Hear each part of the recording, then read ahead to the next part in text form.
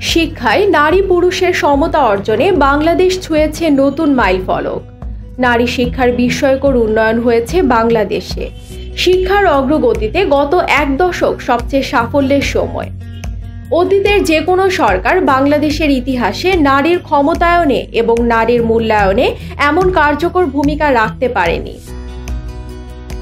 2012 সালে প্রাথমিক পর্যায়ে মোট শিক্ষার্থীর প্রায় 51% ছিল মেয়ে শিশু।